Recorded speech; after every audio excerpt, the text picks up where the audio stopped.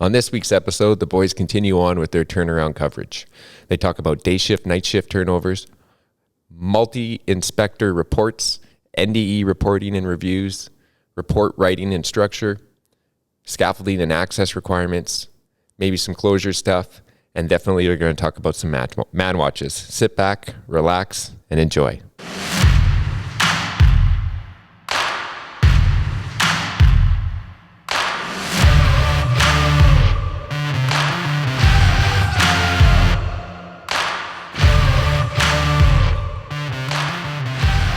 Scott, we're back. Frank, how you doing? Good. Just before we met up and came and did this, we haven't seen each other in a while, but we've been talking on the phone. How you been? Yeah, I've been good. We've been talking on the phone a lot, but I haven't seen that beautiful face in a while. A face only a mother could love, right? So, for those of you, thanks for listening again. This is, I guess, our 7th episode. We're going to continue on with talking about turnaround. Scott and I are currently working a turnaround. Scott, you're on day shift. Yeah, I'm on day shift. Feels like I just worked a 14-hour day, maybe because I did. How are you feeling? You're on nights. You must be rested up, ready to go. Not too bad, actually. Tonight's my night off, so I appreciate you wanting to get together and getting an episode out there.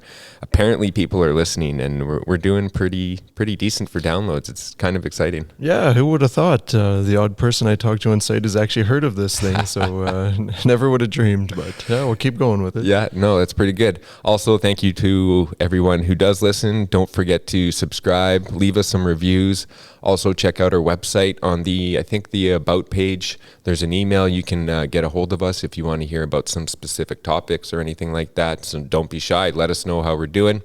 And yeah, definitely subscribe. And that really helps us at least know how much engagement we're getting. So I don't think we're going to do a kind of recap. We've been too busy to kind of plan this one out. So it's kind of going to be off the cuff. Yeah, we didn't really take the time to re-listen to the last one, so we have a vague idea of where we left off, but I don't know about recap wise. We were into turnaround. What did we get into? Got into inspecting a little bit, maybe touched on reporting, so we can jump into somewhere in that space, I guess. You kind of mentioned in the recap the day shift, night shift battle, so I think that'll be a fun topic to get into. Try not to hate on each other too much here. Obviously, night shift's always wrong. In my point of view, you probably have the opposite point of view on this one. So, well, I think just kind of a small. Actually, it's not going to get too heated because Scott's working in a different unit than I am, so it's not like we're directly turning over to each other or anything. We're in totally different units, but one of the main challenges, especially in every turnaround, is day shift and night shift turnover. Letting your day shift or night shift know what was done during that shift and what the next kind of priorities are for the day or next shift, I guess. Yeah, the handover is really important. And I guess it depends on what site you're on and what hours you're working, but a typical thing you run into is like the 10-hour shifts, at least for the beginning of the turnaround. And a lot of times you're not into too much at that point, but sometimes you are. And that's pretty difficult when you're doing like those logbook turnovers type of thing. I always find that tough. I understand these places want to save money by keeping the hours short and whatnot, but it's pretty valuable having that face-to-face. Even with that, you miss stuff too, but it definitely is a lot better than the logbook turnover, I would say. Yeah, I would say more often than not, that logbook gets done in the last 5 minutes of shift while you're putting your shoes on and packing your gear up, right? Yeah, and it's just like, did this, and then you definitely do miss some key points and some key events that happened in the night that your day or night shift might need to know to continue on the work or progress the work, right?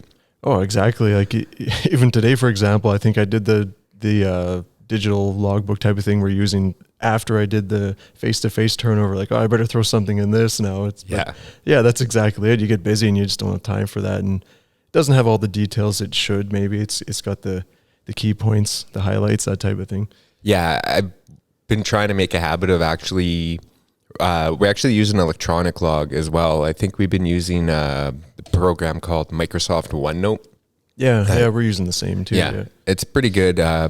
My day shift guy actually also started an additional logbook, which initially was kind of just like something to put some personal information in and kind of crack some jokes that we couldn't put on the corporate kind of stuff, right? Like the pen and paper logbook, you mean? Yeah. And that kind of got phased out, I guess, by not me. It didn't get phased out. Like, he still religiously writes in it, but I just don't contribute. No, well, it just got a little too crazy, and then he started typing up just like a Word document kind of log for the day at the end of the day, which actually worked pretty well, but it takes about 20 minutes, half an hour to actually sit there and type that up for each piece of equipment that's the progress of each piece of equipment, especially now when we're into it and everything's open and clean and, repairs are starting to come up and stuff like that.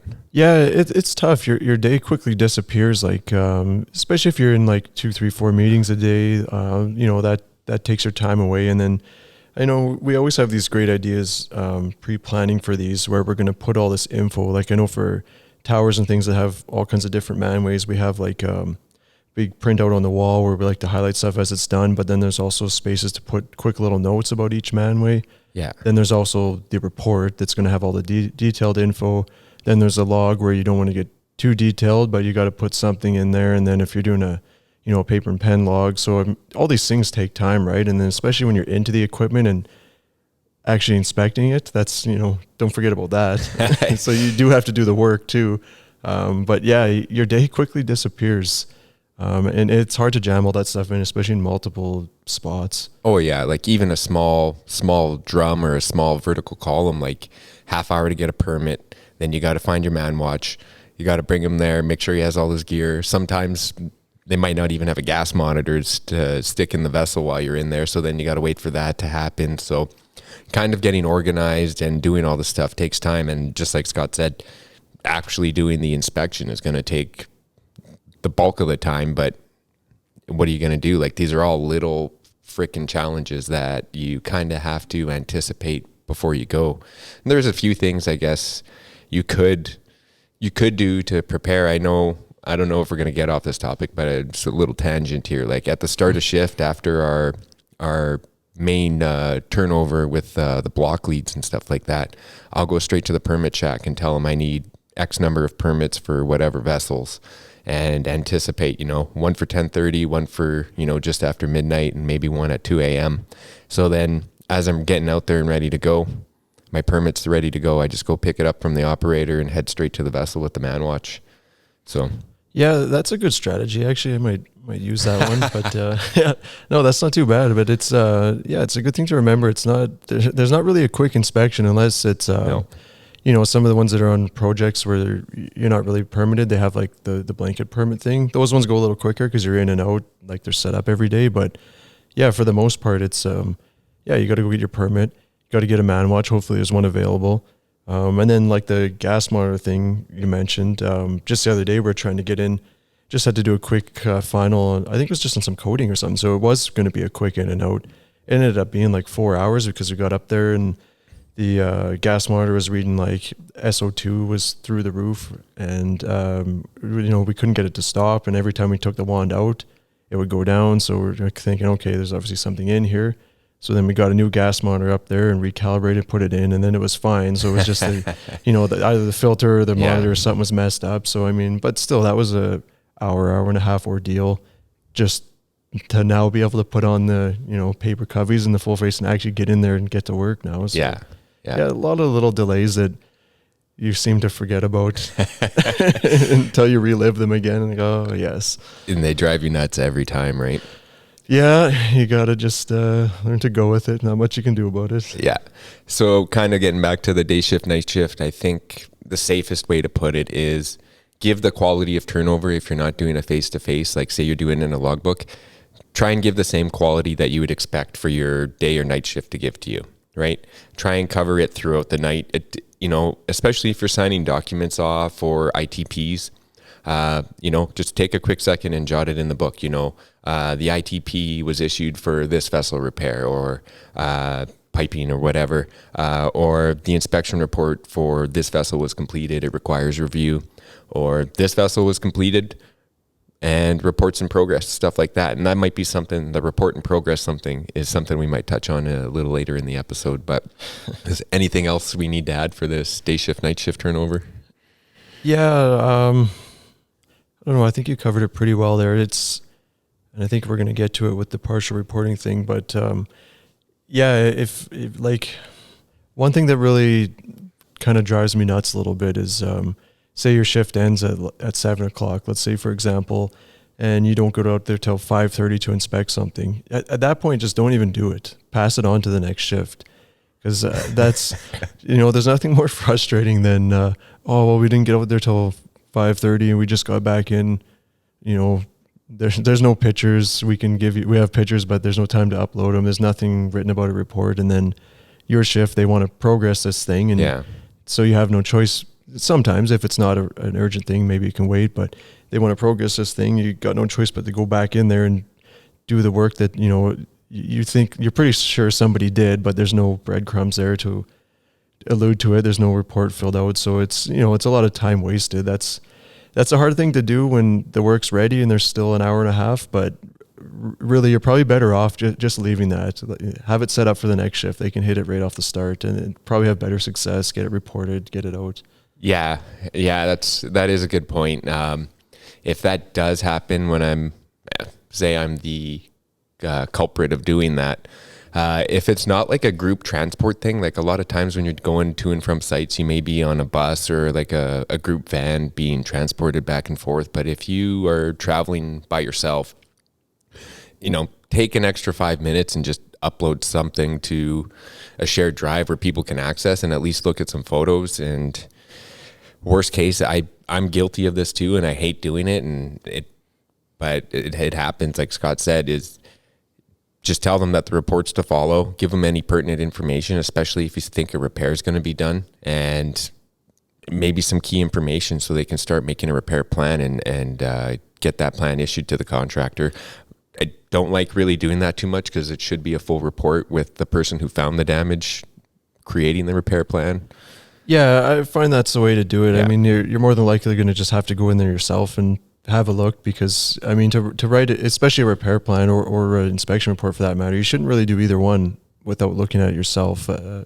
More so the inspection report itself, but yeah, if you're ideally using like a electronic shared drive type of thing, like a OneDrive or whatever you got going on, that's really the ideal situation. We would never recommend that you don't label your photos, but at the end of the day, if all you got time to do is grab your SD card, throw the photos in there under, the equipment number, here's a bunch of photos, I'll label them tomorrow. At least there's that, right? And then you can look in there and see some of the photos, and, if you got some breadcrumbs about, we've seen some corrosion here, or there was no issues, see the photos. So at least you got something, right? And then you can clean it up the next shift. I think breadcrumbs is a good way to describe that, because like every second picture is going to be some obscure off canter blurred photo of something, right? Buddy's foot or you're just, what the hell is going on in there? Zoomed right in on a little surface oxide or something. Oh my God, what is that? Yeah. There's one pit that measures 10 thou deep, and there's nine or 10 photos of it, right? Yeah, it looks like you can put your fist through it. What is going on here? You got like eight flashlights on there to get the lighting just right to make it look bad. Yeah. Something else that we kind of, I guess you would typically encounter is maybe a piece of equipment that multiple inspectors touch, like a tall column or something that's huge, where 3 or 4 different inspectors get in there and they're all performing inspections either at different levels or within different section of a vessel, or even sometimes in tandem. Like, how, Scott, when you're doing stuff like this, like say it's a tall depropanizer or something that's like, we're talking big though, like there's 4 manways in each tray and it's separated. And I know a lot of times like they'll stick 2 guys in there. You start at the top and just kind of tumble your way down through the trays, and you get out and then you guys both hit a report.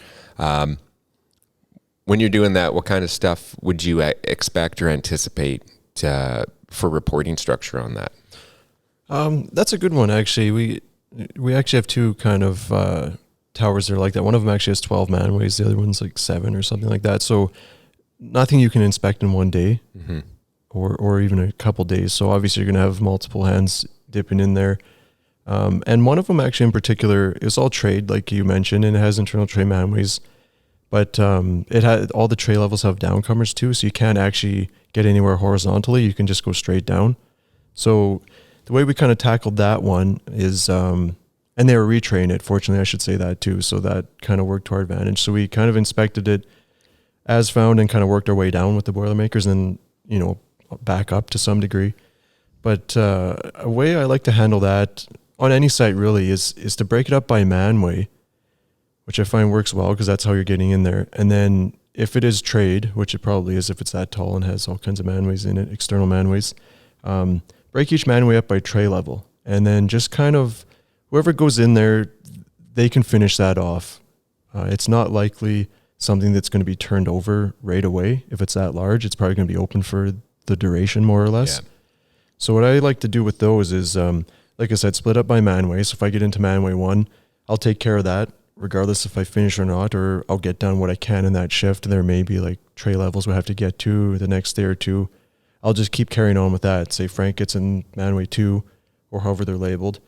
He would do the same thing, right? And then you just kind of keep your report built. And instead of having your report broke up by like head, shell, course like that, you could just do it by like manway / tray level and just do it by those sections. I find that a good way to do those ones, and it's a good way to just keep the progress rolling too. Yeah, my favorite looking at old reports is trays like 1 through 50, no corrosion, right? Yeah, like Scott choked on his drink there. Yeah, what good does that do anybody, right? Other than, you know, you're inspected at the end of your shift and you had no time to write anything down. But yeah, there's no point in doing that. That's relatively useless. You might as well just say vessel is good and call it a day. It provides no value.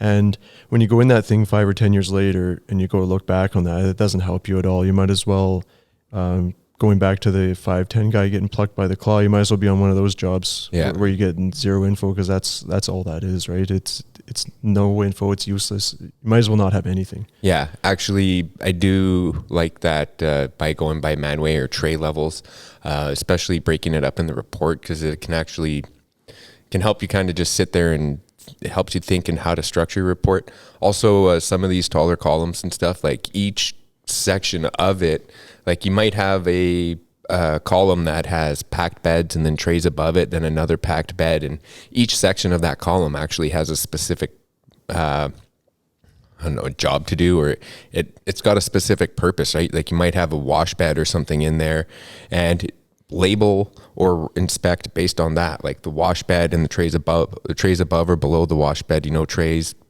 15 through 20 or whatever. This is what was experienced, or this is what was observed, I guess would be the best in those levels, and then keep going from there. And another thing, since we're talking about multi-inspector reports, is some guys get really bent out of shape about their reports and having other people interject comments in there. I'm not that fussy about it. It's just, I think the unwritten rule is don't mess with anybody's wording or typing. Just leave what they wrote there. All I like to do is put a little heading, you know, this portion of the vessel. I'll put my initials or my name and the date and leave it at that. If somebody else wants to add to the report, put your initials and the date, and that's all I ask, and put your comments on there. That's the simplest way, and it kind of keeps the flow of the report going as well, because not only do you find that when you report something, I also like to try and make my reports, it's going to sound kind of cheesy, but like enticing to read. Like you want someone to actually read your report and understand it and get a thorough idea of what the heck you did in there. And from that information, this particular turnaround, we have corrosion engineers going through our reports and updating their RBI, right? Yep. And based on that information that we're collecting right now, one of our previous episodes, what did Scott said, we're basically GoPros for the corrosion engineers, right? Yeah, somewhat, yeah. Or the unit guys, yeah. So that's essentially how I do it. And I try and make it as thorough as possible. Sometimes I've said before or alluded to before, I may go a little bit overboard on some stuff, but I break it up. Even a drum, I did a drum, north head, south head, and I commented on the 3 shell sections on there in a boot.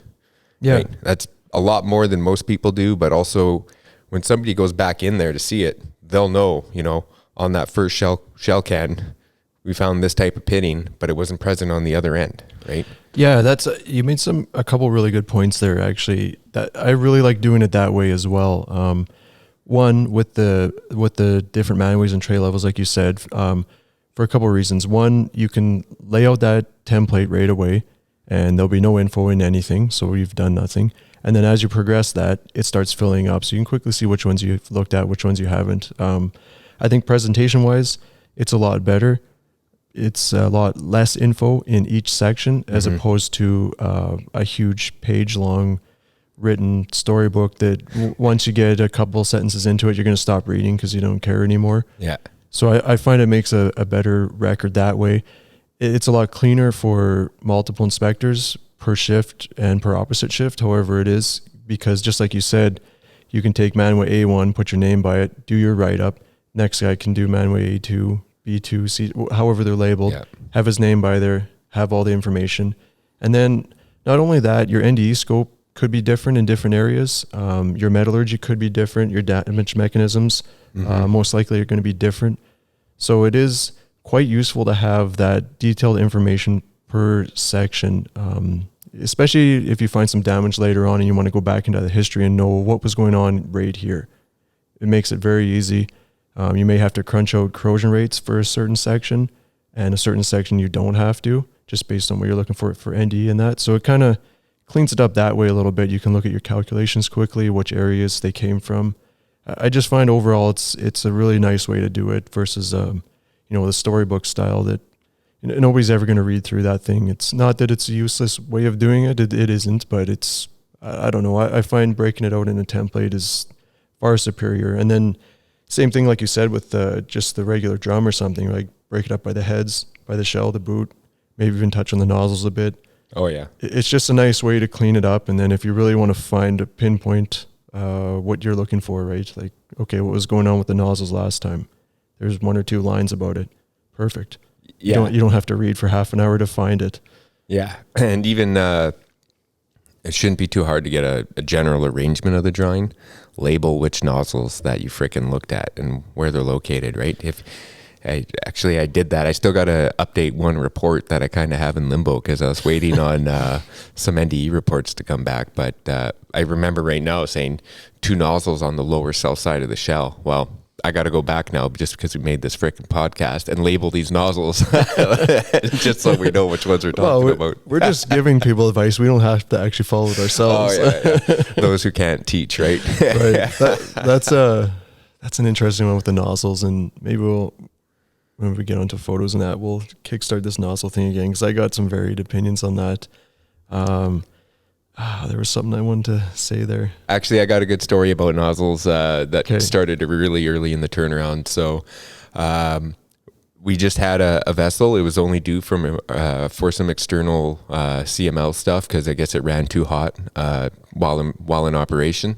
Okay, yeah, we have something like that too. Yeah. So sometimes the external surface temperature of some vessels are too hot and they can't do online thickness readings on it. So they'll choose to do it while in turnaround, not necessarily doing a full internal on it, but just some external CML points. Yeah, when it's cooled off and it can be done. Yeah. So some of the nozzles, especially on the top of this drum, had some grading and some collars around it. So it was very limited. And obviously they were not going to take out the grading because then that poses a whole bunch of other challenges. But so there was enough there. I put my hand in while I was walking down the equipment pre-turnaround, before things got rolling. And there was enough room to stick your hand in there with a UT probe. So we issued our scope to our NDE guys, and for one specific nozzle, for whatever reason, they didn't put their hand down far enough, and it was supposed to be a Skid 160 nozzle neck with a Skid 160 flange on it, right? Okay. They ended up... Seems right.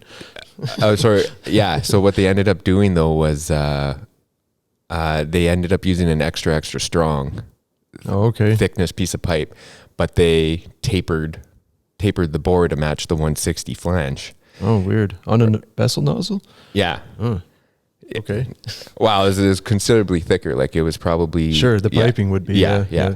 So, of course, only maybe an inch or two below the nozzle to flange weld was exposed above the grating. And the tech, don't want to say... He was just doing what he was trying to do. He went and he took all his thickness readings on the taper right adjacent to the weld on the pipe side. And normally that'd be fine, right? If there wasn't a thickness change there. Yeah.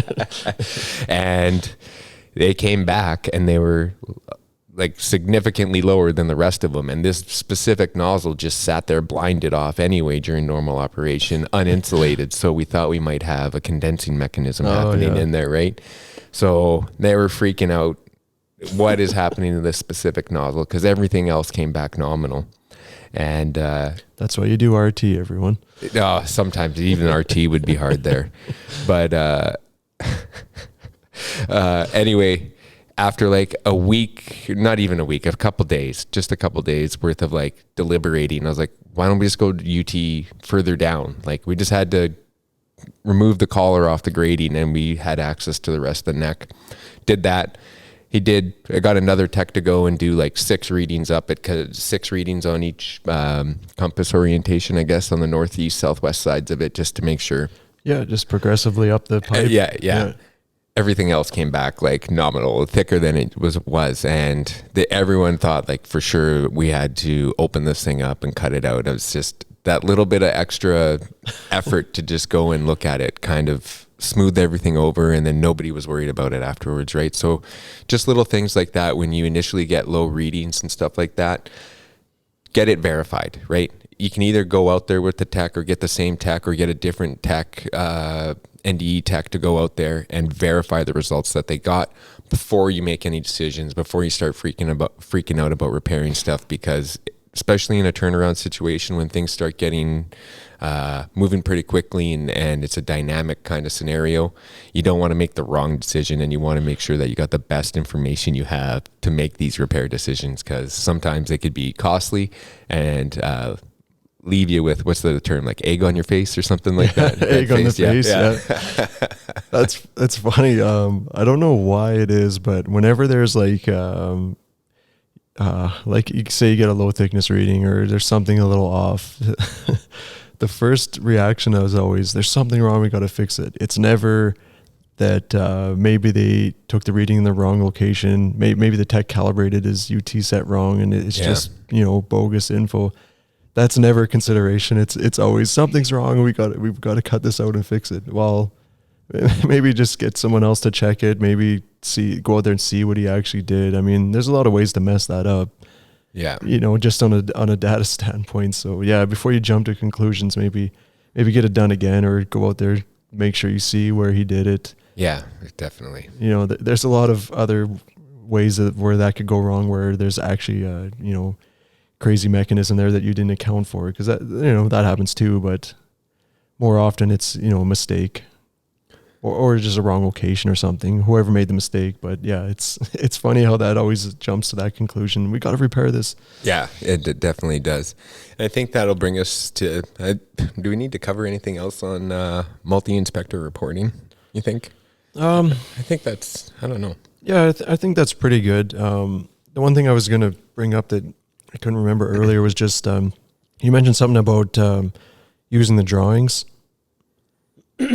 And a good point with that is, you may not know like what all the different trays are called, or the different packing sections, or what they do. That's fine. I mean, you don't have to be a process expert necessarily, but if you get a good GA drawing, a lot of this stuff will be labeled properly for you. The different packing beds, the different kind of trays, gutter trays, things like that. You may not know what they are, but they're labeled well. You know where you were in the vessel. So that's always helpful in a report, just to kind of throw that info in there, these tray levels. You can say you bottomed out at like the bed limiter, things like that, right? That's going to be on the drawing, so that helps you out too, and then you get to learn the equipment and the terminology a bit.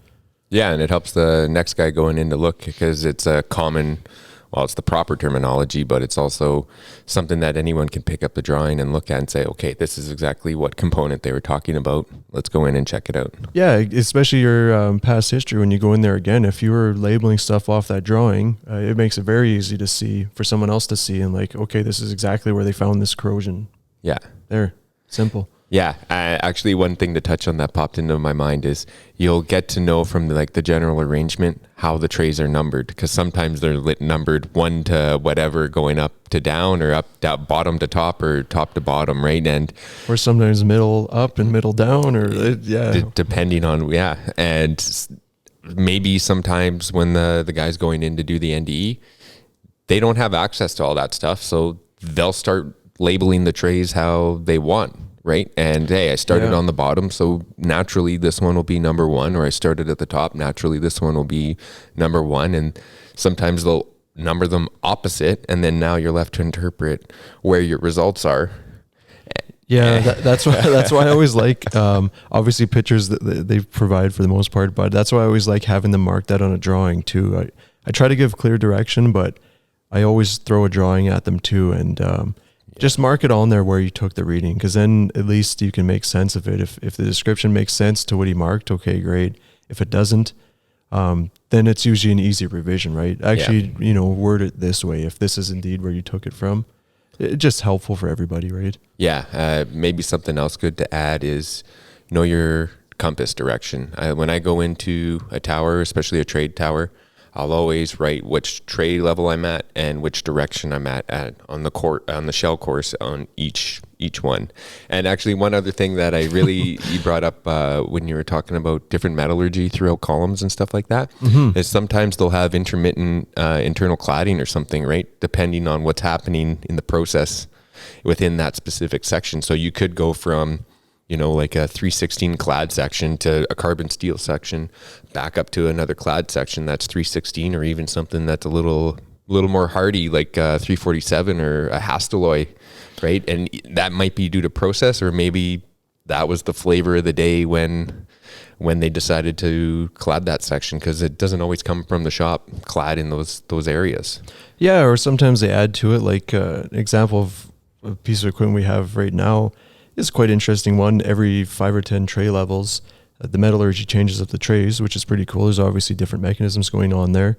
And then another thing, I think it starts clad all the way at the bottom. Anyways, it goes up to a certain level, and that's how it was manufactured. And then at some point, they did some weld overlay to extend it up because they didn't quite catch all the corrosion. And then you have some clad, then you have some weld overlay, then you have back to your carbon steel, and then you still got varying alloys of internal components. So it's quite an interesting flavor of things going on in there. And then you want to look at those interfaces too, right? And get, potentially that galvanic action, things like that. They're always good to look at when they're accessible. Yeah, we actually had a cooling water channel on this exchanger that had severe galvanic corrosion because it hadn't been opened in a while because the RBI had pushed it out so long. But it was... the actual channel wasn't bad. It was just the interface where the carbon steel channel partition plate sealing surface was to a Hastelloy overlaid tube sheet. Yeah, and it really chewed it up. Like it was quite astounding. Like I thought it was severe cooling water corrosion in there, maybe some under deposit stuff like back mick and stuff like that, right? Mm-hmm. But corrosion engineer, his best guess was it was galvanic from... Well, yeah, you have that bulletproof material right up against it there, so it's just going to pick on that. Is carbon steel or something? I'm assuming what was corroding. Yeah, so it's just going to pick on that, of course, right? That's somewhat textbook. Maybe not your example, but the corrosion and how the mechanism's happening is it's pretty textbook. Right? My best assumption would be it'd be a combination of the both, right? Because because it was pretty, like it was a knife edge baffle. Like it was pretty cool. Nice. Yeah. So anyway, some repairs for the boys to do.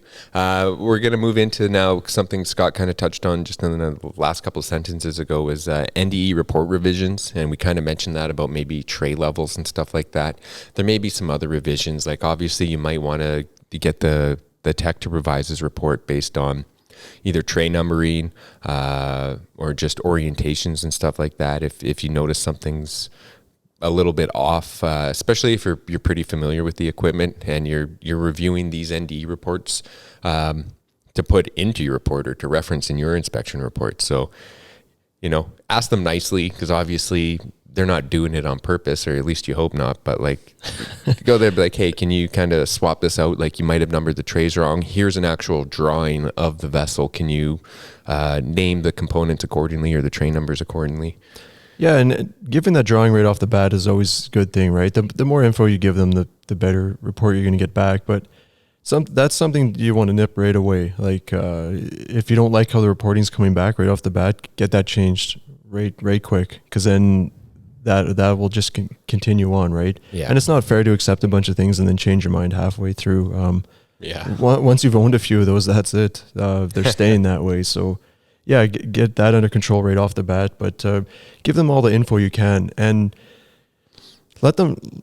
Getting back to giving them all the info, like, know what you're looking for, right? We've talked a couple times about just the different cladding, weld overlay, plain carbon steel. So just know what you're looking for there. You're going to have different UT scopes at different levels. If you're looking for UT thickness in the carbon steel sections, that's pretty easy, right? They can calibrate to that. They can figure that out. If you're down in your clad sections, let them know what you're looking for. Are you looking for a full thickness UT where they're going to have to calibrate with 2 velocities? Are you looking to pick up the interface of just the clad to see what's there? Are you looking for an external to see what's left of the shell? I mean, that would be a little more unlikely. You're probably more worried about the clad, but just be specific on what you want. We had an example, I think it was just the other day, where they did some weld overlay on put in a new nozzle, and it had clad there. So they stripped all the clad and then had to build it back up. And they're all confused about, are we getting a full thickness here of the shell and the clad? What exactly do you want? I said, well, no, I'm just worried about how much weld overlay you put on there, because we want a minimum, 3 mils or whatever it is. So say, can you calibrate to this stainless steel and just pick up the interface? Yeah, no problem. Okay, we'll do that. That's all we're really looking for. We're not, in this particular instance, we're not worried about the overall or the carbon steel shell. We want to make sure that that weld overlay matches what's there for the cladding. So, I mean, just be specific within what you want, right? Yeah, and there might be a couple other techniques to complement that kind of full thickness. Is, you can do some copper sulfate or something like that, just to make sure your overlay is not contaminated, and that's going to lead to a whole other that's a good magic trick in itself, that one. Yeah, so it's pretty neat stuff. You want to elaborate on that before we blow by it, or copper sulfate? Yeah. Oh, you're putting me on the spot here. Just a little chemistry test, right?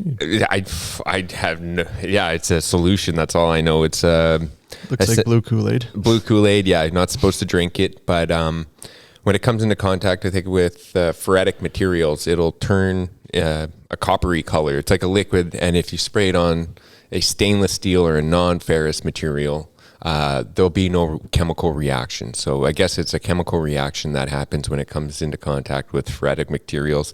And for people who actually know how this works, I'm probably butchering it, but a little bit. Yeah. Okay. Let's go explain it. Okay. Well, it's essentially that it'll react with the iron or the ferrite. Stainless steel is ferritic, for example, but it won't react with that. So it takes a pretty high concentration. I don't want to throw numbers at it, but let's say like the 95%, somewhere like that, where basically your pure carbon steel, even some chromes, won't really react with it because they have that oxide layer that forms.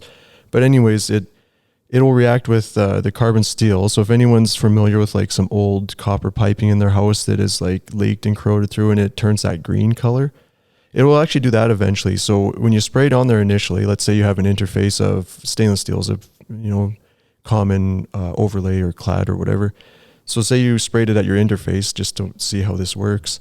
It will show up orange right away on the carbon steel, like right quick, bright, and it'll just be blue and wet on the stainless steel and drip down it, and it won't really react at all. And then if you leave it long enough, it'll start turning green too. So that's just the copper reacting with the carbon steel. So it's a fun little experiment. That's why I get the NDE guys to do it, and I don't like doing it. It's good to see it in action. Yeah, though, right? It is pretty neat. And actually, even if you have some clad vessels, maybe one quick thing to touch on is you might want to bring a bottle of copper sulfate in and do it at areas of high erosion or high impingement, say on underneath a inlet deflector or even around your vortex breaker down there, because you're always going to have liquid swirling and impinging on that, which may not always, because obviously your clad's designed to take that kind of punishment, but it may thin it down over the years, and you want to see if your cladding's wearing away. That's a good quick test to see if anything's happening. Yeah, it is, especially if you don't have any extensive NDE scheduled for that section too. And yeah, it's a great quick check. Even mechanical damage, right? If the packing gets changed quite routinely in this particular vessel, you know, the Boilermakers get ramming that stuff around. Not intentionally, of course, but you know, the cladding gets dinged up and that, and it may not look like much, but for the most part, you're talking 3 millimeters of cladding, maybe more in some, but a lot of times it's quite light because how corrosive resistant it is. So yeah, it doesn't take a lot to ding that up to some depth of, you know, almost back to the carbon steel shell again. So that's a good thing to check too. Clean it up first, right? If it gets hit with something carbon steel, even if they do some grinding, sometimes the grinder marks will show up orange. Don't freak out right away about that. Mm-hmm. Wipe it off first with something, you know, non-contaminated, and then try it again. But yeah, you'll know right away if you spray it on there and nothing happens and you're not sure, then that's a good thing. If it pops out at you bright orange, you probably have a problem. Or maybe if you're looking to strip cladding for a nozzle, for example, then that's what you want to find. Yeah. So just know the application, I guess, too. Yeah. Thank you, Scott. Cleaning up after my mess again, hey? Puts me on the spot and just... Didn't mean to, but... No. It's good. You exposed me there. Shit. Can't drop a word like copper sulfate and just buzz by it. I was hoping people, yeah. I guess, hey, what did that guy say? The early episodes, we just explained everything, and it's just old and salty now. So... another thing to check on your NDE reports as you're getting them in to complement your inspection report is you're reviewing them. You want to look at your corrosion rates, right? You want to try and calculate a quick corrosion rate, short-term, long-term. And this is standard stuff that we learn in class during our API 510 or 70 exam prep, right? Yeah, it'd be 4 or 5 questions about that on the exam. So it's very, very easy math. But yeah, it's... something, you want to crank out those sooner than later. The big project towers and that, maybe you got a bit of time to buy, but getting back to the egg on the face, you don't want to be the guy that does an inspection, you don't find anything, you tell them it's all good, we got our NDE, sign the closure book or whatever the process is at your particular place, because I think closure books are quite popular everywhere. Yeah. And then, you know, they put the channel head on or close the manway or whatever's going on, and then you crunch your numbers the next shift or the next couple shifts, and you know you're going to be below team in a year. Oh, about that man where you closed. You guys want to swing that open again? Knocking on the engineer's door for fitness for service. Yeah, exactly. Yeah. So yeah, just make sure you know what's going on there. You have a window to do a repair if you need to, or know what you need to assess or monitor on the run. But yeah, that's info you want to find out sooner than later. Corrosion rates. See how far you are away from your team in. Maybe there's nothing going on there. That's great to know too. Then it's just data for next time. Yeah.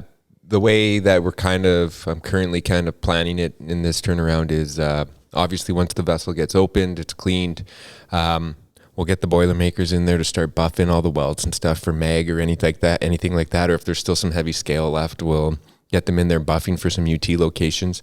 I'll issue the NDE request, get the boys to go in, do all the necessary, I guess, testing. And then I'll jump in with them and start doing my inspection, or just shortly after, so I can get the results and kind of just see what's happening. And as I'm doing my visual stuff, maybe get them to go jump back in and hit some extra spots that, you know, we found some heavy pitting or something, where they can validate some of the thicknesses in those specific locations, along with what's already been scoped out to get done, right? And from there, that leads into your repair planning, right? You already have all the relevant information. You should know your corrosion rates. You know what you saw. You got your report written. Now let's plan a repair for the specific area, whether it's weld buildup or temper bead or whatever. Mm-hmm. And whoever you're working for is going to thank you, because you're getting things in. Your turnaround managers, actually, because you're getting things in a timely fashion, and they can actually add it to the schedule. So there's no surprises where they think they're going to close something on a certain day, and then all of a sudden like Scott alluded to, there's a thin nozzle that now you got to add, and it just sits open because all they care about is just, it's open, it's clean. Why isn't it inspected yet? And when can we close it and turn it over to operations? Exactly. Yeah. What else is there? Yeah. Right. And these little things where, especially inspections, we already not always don't get the respect we deserve. Like, I think people understand what we do, but I don't think they appreciate how much effort goes into inspections and the depth of things that we actually have to do to get it inspected and turned over back to them so it can actually operate safely for the next however long they need it to operate. Yeah, I think that's a pretty fair opinion of most coordinators, leads, that type of thing. It's not that they don't respect what we do, maybe they don't, but I don't think they have a full understanding about how much is involved there and how quickly it has to be turned over. But yeah, it's a good point on the backing that up with the extra NDE. Like, if you find something that's a little bit unexpected corrosion, or maybe you're expecting it in a certain location, get some good scanning done, a little bit extra there. The pencil probe UT, I'm not a big fan of that, but some people are. Something I like to do with those is I don't like doing it at all. That's just my opinion. But what I like to do for if you find some pitting or corrosion or whatever, instead of doing that, I'll mark out the locations, ID them in some particular manner, take some good solid pit readings, and then right next to it where it's flat, I'll mark out a UT spot. And then what I'll do with that is, if any good inspector, you're going to make a pit map or something, like, depending on what's going on. If it's all, a general thing all along the bottom, or maybe not, but if there's a handful of locations that are pitted, and especially if you're going to repair them, then this is where this really comes in handy. Is you're going to make a little map of where they are, and then you can quickly put a table together, right? You got your UT reading, you got your pit reading, and then you got your thickness remaining, and then makes it really quickly to decide on which ones, if any, you're going to repair just based on that thickness remaining, how fast it's corroding, versus the pencil probe. I mean, in some applications it works fine, but I find this is a better method to just take the baseline right there, get a solid pit gauge measurement, and a quick subtraction, and you've got your T remaining. Yeah, I agree. Too mumuch variance with pencil probes, like, unless you absolutely have to. Especially with some decent thickness too, right? I don't, not a big fan either. Just what Scott said is like perfect. Take a reading as close as you can to the corroded section and subtract your pit depth from that. And it's not going to be 100%, but you can put in your report like an estimated remaining wall of blah, blah, blah, and explain how you came to that conclusion. We took an adjacent reading, subtracted our pit depth, and this is what we got. Another good scenario would be if you have external access to it. Strip the insulation and cladding off the shell, run a UT grid within that specific area, and then you'll get actual remaining wall thickness, and you can actually map out that corroded section backed up by actual thickness readings and make your decision on that. And if you make it a little bit bigger, you'll capture the adjacent parent material at nominal, showing the progression of your corrosion. And then from there, it's so simple to put right into your repair plan, Yeah, and then if it's a good UT report, they have it color-coded from green to red, and it's very easy for anyone to understand what's going on there. Whoa, that red is not good. No. So, there's a few methods there, and, it's the simplest way to do it. It doesn't need to get overcomplicated. A lot of people freak out when they see like deep pitting or deep corrosion and stuff like that, and you kind of lock up and you don't know what to do because it's a, air quotes again, dynamic kind of atmosphere and situation where you're under pressure to make quick decisions, and especially decisions that, of pressure containing components that may operate hot to high pressure. Like, you want to know what the heck's going on, but you also want to feed this information to the engineers so they can back you up with their own crazy calculations, because they have a whole plethora of other math tools that they can use aside from just the basic ones us inspectors use, like MAWPs and thickness calcs like that, right? Yeah, for sure. And you may not have to know what to do. That's fine if you don't. Just report on it and do the best you can. The external scanning method that Frank mentioned is that's probably the best way to do it. That's not always an option if it's insulated or maybe there's no access externally, depending on what you got going on there. But the baseline UT with the pit gauge works really well. It's not 100%, but it's very close, especially if you know how to work a pit gauge. So yeah, you may not know what to do. You may not be able to give an answer on if it's going to be repaired or not, and you shouldn't be expected to at that stage. There's a bit more researching and engineering going on before you make that decision. But just report on it, give good information, and that's all can be expected, right? But that is a minimum too, right? You don't want to just run out of there and not know what to do and have some blurry photos of it. Yeah. We kind of jumped ahead with our next kind of section. We did talk about report writing and structuring, but we did kind of talk about that with our multi-inspector reports topic there. But again, we're going to reiterate photos, label your photos, label which nozzle you took a photo of. You're most likely going to have the drawing, just like in your report. If you're referencing a specific nozzle in your report, label your photos. This is nozzle N1. This is what it looks like. There's the shell to nozzle attachment weld. That's what it looked like. There was pitting around it, blah, blah, blah. But keep your photo label short. Nozzle N1, that's it. That's all you need to put. Or if you're looking a specific way in a vessel, north head, south head, west side of shell course 1, you know what I mean? Like, keep it simple. And then you can even reference those photos in your reports, and it's easy for someone to follow along and kind of follow with the pictures. Yeah, and write stuff on the shell, right? Write a direction on there, write head, shell, whatever. And then particularly if you're measuring some corrosion or pitting or something, write the depth right there. Then it all makes it easier for even for yourself when you get back to the computer and you start reporting. If all that info is there, like kind of the way I like to do it is obviously you go around doing your visual thing, but I'll take a lot of photos kind of progressively as I went through it, so that when I'm back at my desk, I can almost recreate it and then start putting info down again. Now, you don't need all 50 of those pictures on the report, and please don't do that. But take lots of them for yourself, and then once you've got all that information out of your head and on paper, pick out the applicable ones. If there's only 3 that really make any sense, only go with that. If you need 10 or 15, go with that. Don't put them all on there. There's more than likely a folder or a drive or something you can store all the raw photos, and make sure they're labeled, so if somebody does reference them later on, it makes some sense. Otherwise they're can be relatively useless. But and just watch what you're taking a picture of too. I mean, overviews are nice, especially if you found some damage. A nice step back overview that has a manway or a nozzle or some sort of location in it that makes it easy to find is great. And then a nice close-up of it is nice too. I mentioned writing the info on the shell.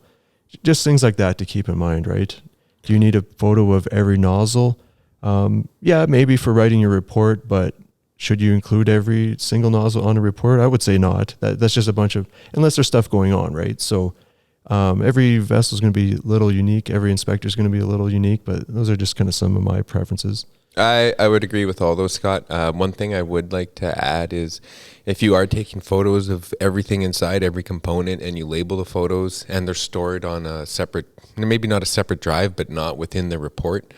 I've been on situations where on the run where we've wanted to actually look at what the inside of that vessel looked like the last inspection. And if there's only 5 or 6 photos that are pertinent to the inspection report, it doesn't really help you. But if you have a photo, say, of a specific nozzle and it was inspected 5 years ago, that's on that extra drive, or even internal components, right? That's probably the main one. You can go back to that inspection year and pluck that photo out and be like, look, this is what it looked like at that time, right? Even though it's not in the report or it may not be relevant to the report, it may help the unit guys or somebody else trying to plan an inspection, give them an idea of what the internals look like, and maybe plan for extra scaffolding or taking out baffle manways or something like that, or internal manways, so you can kind of access through. There was one vessel, it was a drum, and it had internal perforated baffles in it. Well, they didn't take the manways out, so I had to do half of inspection, crawl back out, walk around to the other side, and go into the other manway, right? And it wasn't that big of a deal, but it's a pain in the ass when there's a 28 by 28 inch manway there that's just sitting bolted up still because of the and that's why it's there, so you can crawl through it. Yeah. Yeah, exactly.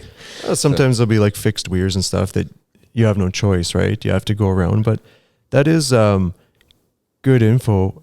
Even like you alluded to with the scaffolding or rope access or vice versa, that's not bad info to throw in the recommendations at the end too. Like say, for example, it was a planned rope access job and you found that it was just, for whatever reason, they went with scaffolding. That's good things to note too. I mean, you don't really have to get hung up on that, but it is good little breadcrumbs for the next time they plan for this. Like, hey, we end up using scaffold, it worked out better, or vice versa. The scaffold took way too long. We did this with the ropes and we did quite a good job of it. Or even things like the cleaning, right? If it took a week to get something clean, that's a good bit of information to note too, just in the miscellaneous section or even in the recommendations. Like, hey, this, for next inspection, it's good info to have there. Like, oh, look at this thing. It took them a week to get it clean. Yeah. It just helps planning and things like that. It's maybe not real relevant to what we do, but it is to somebody. So if you know that info, throw it in there too. Yeah, well, the unit that I'm working in, the decon, I think both of our units, but the decon took like an extra week than anticipated for whatever reason. But I know there's a lot of asphaltenes in my unit, and once that plant comes down from running really hot, they really solidify, and then you got to use external tracing. I think we had some companies heat treating companies come in, wrapping the piping to kind of heat it up to get all that crap moving and out the drain, so we can start throwing blinds in and stuff like that, right? So there's stuff there that they wrote down for next time. We're gonna clean it this specific way, because when you're in the middle of turnaround, you always say we're going to do it this way next time, but rarely does that get transferred over to the next turnaround. And a lot of times it's probably different people going to plan it, and they're going to try and bring their own methodologies to it to kind of get things moving, right? So yeah, and there's a lot of that copy and paste planning goes on. So I mean, that's where it's an advantage to throw those little tidbits in there. So then when it gets copy and pasted, it gets carried over is the idea. But yeah, it's funny, the lessons learned rarely get learned, do they? Yeah. Scott, we're at another hour of boring people with inspection talk. Just flew by. It did, hey? We didn't bring enough beer this time either. No, that's always what, that's kind of our timer there when we run out. The only other thing we really have, I guess, on our topics board here is maybe closures, but we kind of talked about that, closure books and rarely, it's usually the inspection coordinators or the kind of people managing the inspection teams who will be signing off that closure book to allow operations or the Boilermakers to go in, pull those blinds, close the manways, stuff like that. So I think the point of that kind of little bullet point was just make sure your reports are accurate, concise, and you've poured over all the NDE information to make the best decisions you can so it can safely operate and they can safely close it for the next run.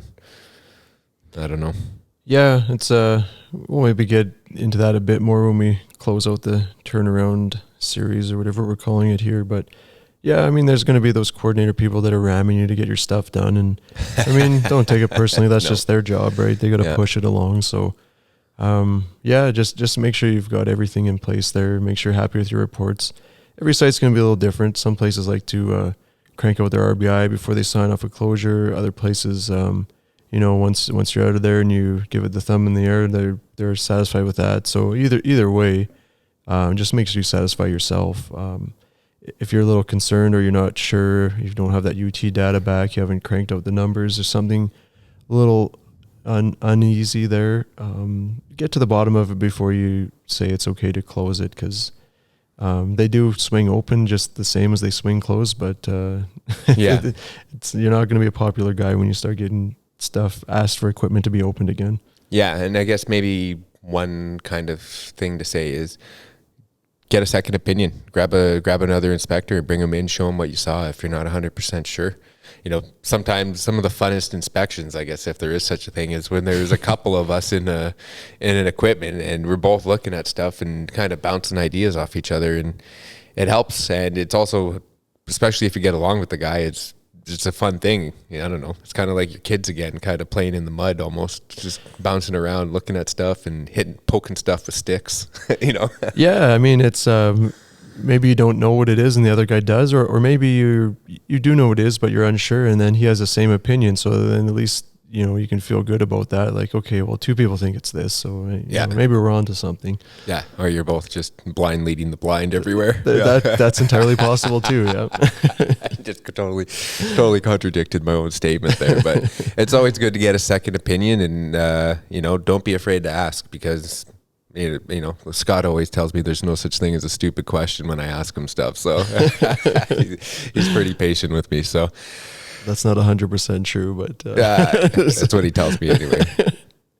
So Scott, I think coming up, like you mentioned, we're going to do another one more turnaround podcast just to kind of wrap it up.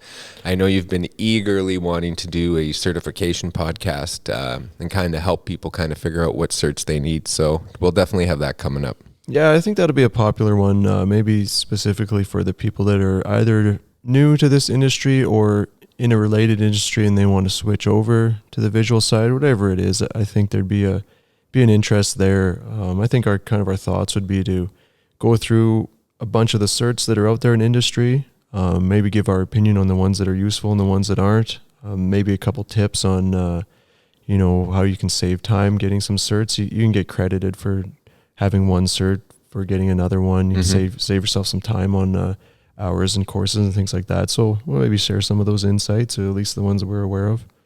Yeah, and maybe if we have enough time, I'd like to kind of plug some of the places where we've gone to take courses and stuff. We probably might need their permission, and I don't know, maybe they might, I don't know if we want to get sponsorships or anything like that for this yet. Like, I know a lot of other podcasts have Patreon and crap like that, but like to sit here and then talk about kind of what we do and then say, hey, donate, like it just doesn't seem right to me. Like we're doing it to... It's kind of cool how it is now. We don't want to lose too much of that. Yeah, no, we're here to share info and help people out, right? That's right. Yeah, we don't want to try and get money out of you or anything like that. So thanks for listening, and again, subscribe, share the podcast. That's probably one of the bigger things. Rate us on whatever podcast platform. I think we're on. Yeah, we're on like everything now. Well, quite a few. We're on Apple, Stitcher, Spotify, Google, iHeartRadio, and because I'm off tonight and Scott has to get up early to go to work tomorrow, I think I might put us on Amazon Prime. Yeah. I thought we were on the Amazon now. I didn't get to that. You got to create. Okay. Yeah. And soon to come. Probably be. By the time you hear this episode, we'll be on it. Put it that way. So Amazon has a music service. Who knew? Well, yeah. So anyway, what don't they have? Anyway, everybody, thanks again. Hope you enjoyed this episode, and we're gonna do our best to get another one coming at you right away. So, see you later.